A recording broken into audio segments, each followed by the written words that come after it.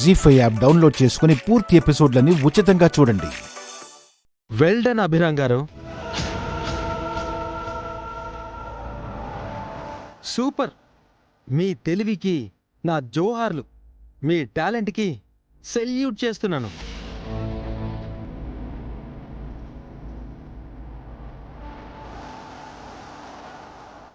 ఏంటఖిల్, మీ అన్నయ్యని పేరు పెట్టి పిలుస్తున్నావు? ఓ సారీ వసుంధర గారు.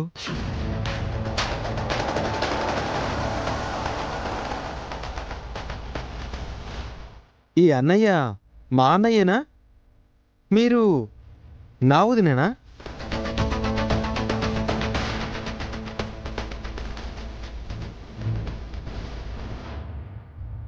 ఏంట్రా అలా అంటున్నావు? ఇంకేమనాలన్నా, నేను సొంతంగా పనిచేసి డబ్బులు గుర్తింపు సంపాదించమని చెప్పింది ఇదిగో ఈవిడే, ఈ మేడం గారే. ఈవెంట్ చేస్తానని డబ్బులు ఇవ్వమంటుంటే వద్దు అని అడ్డు చెప్పింది కూడా ఈవిడే.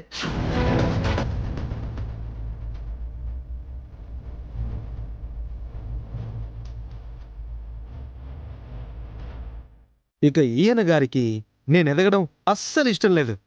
నా మీద నమ్మకం కూడా లేదు. నేను ఈవెంట్ చేస్తాను అంటే ససే మీరా వద్దంటున్నారు. ఓకే, వీళ్ళు హెల్ప్ చేయకపోతే నేను సొంతంగా ట్రై చేద్దామని ఈ ఇంటిని తాకట్టు పెట్టి అప్పుగా డబ్బులు తీసుకుంటామంటే మీరు మీరు మీరు కూడా ఏ ఒక్కరూ కూడా సాయం చేయము అన్నారు. అది కూడా వదిలేసి నానా కష్టాలు పడి బయట ఫ్రెండ్స్ దగ్గర అప్పుగా తీసుకుని ఎల్లుండి ఈవెంట్ చేద్దాము అని నేను అనుకుంటుంటే ఇదిగో ఈయన గారు నాకొచ్చిన ఈవెంట్ని ఇదిగో ఇలా ఇచ్చి అలా లాగేసుకున్నారు. నేను లాగేసుకోవడం ఏంటి అక్కయ్య? నీ వల్ల కావట్లేదని తానే నాకు ఇస్తా అని చెప్పారు. నేను ఓకే అని చెప్పకముందే బలవంతంగా అప్పు చెప్పి వెళ్ళిపోయాడు. నేను నీ అంత తెలివైన వాడిని కాకపోయినా మరీ అంత తెలివి తక్కువ వాడిని కాదు. నేను ఈవెంట్ చేయకుండా ఆపడానికి ఇదంతా నువ్వు ఆడించిన నాటకమని తెలుసుకోలేనంత దద్దమని కాదు.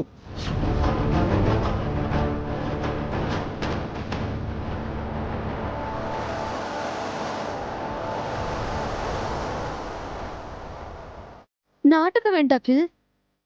అంత అవసరం మీ అన్నయ్యకేంటి? ఎందుకంటే నేను ఎదగడం మీకు ఇష్టం లేదు కదా వదినా.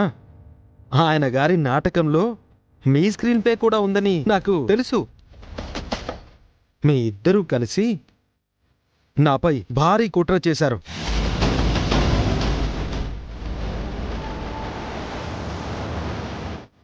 నోరు కొంచెం అదుపులో పెట్టుకుని మాట్లాడు. Mind your tongue. ఇలాగే నా నోరుని కట్టేయాలనుకున్నారు కదా? అయ్యయ్యో, ఆల్రెడీ భాస్కర్ అన్నయ్యని మూగవాణ్ణి చేశారు. ఇప్పుడు నా వంతు కదా. నన్ను కూడా అన్నయ్యలాగే చేస్తారు కదా? చేసేస్తారు, నాకు తెలుసు. అఖిల్, అపార్థం చేసుకుంటున్నావు. మేము ఏం చేసినా నీ మంచి కోసమే చేశాము. అలా అనుకునే నేను మోసపోయాను.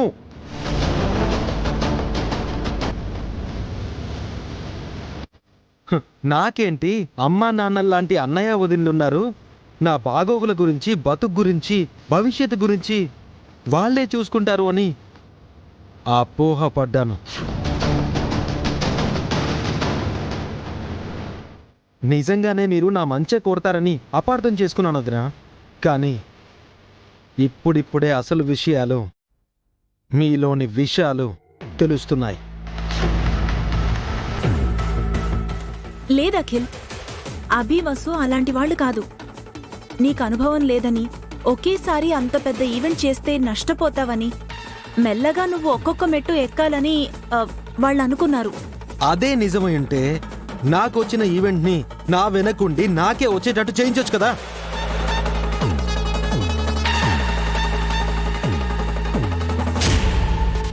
దగ్గరుండి నాతో అన్ని పనులు చేయించి అనుభవం వచ్చేలా చేసి ఉండొచ్చు కదా, అలా జరగలేదే.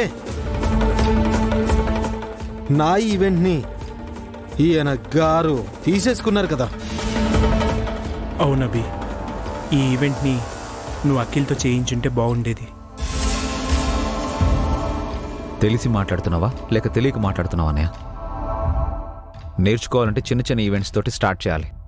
ఒకేసారి పెద్ద ఈవెంట్ చేస్తూ అందులో నేర్చుకోవడం అసంభవం.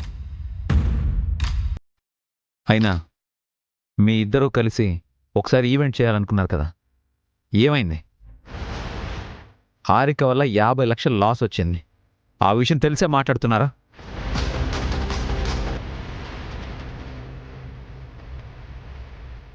వ్యాపారం అన్నాక నష్టాలు రాకుండా ఉంటాయా అభి? నువ్వు కూడా అన్నీ తెలిసే మాట్లాడుతున్నావా? ఊహించని నష్టం రావడం వేరు, నష్టం వస్తుందని ముందే ఊహించడం వేరత్తయ్య.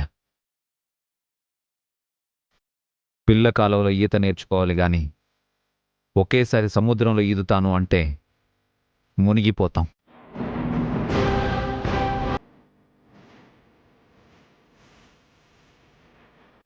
ఆల్రెడీ నేను మునిగిపోయానన్నయ్య, అది అర్థమవుతుందా మీకు?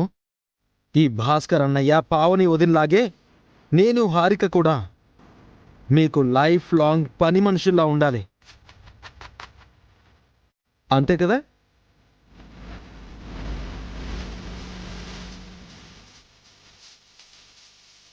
మీ ఉద్దేశం అదే అయినప్పుడు అది డైరెక్ట్గా చెప్పొచ్చు కదా. ఈ డొంక తిరుగుడు మాటలన్నీ ఎందుకు? మాకా ఉద్దేశం ఎప్పుడూ లేదు అఖిల్. నేనంటే కొత్తగా వచ్చాను. మీ అన్నయ్య గురించి నీకు తెలీదా? నాకు తెలిసిన అన్నయ్య ఇప్పుడు లేడొదినా. మీరు మా ఇంటికొచ్చాక మారిపోయాడు.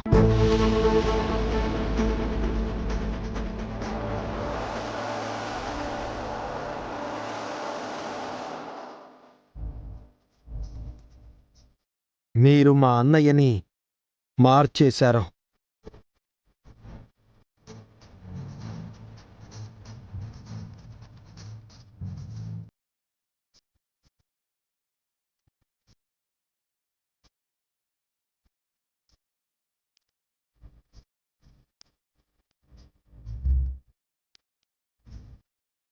ఇప్పుడు మా సొంత అన్నయ్య అవునో కాదో అని డౌట్ వస్తుంది. అఖిల్ అఖిల్ అఖిల్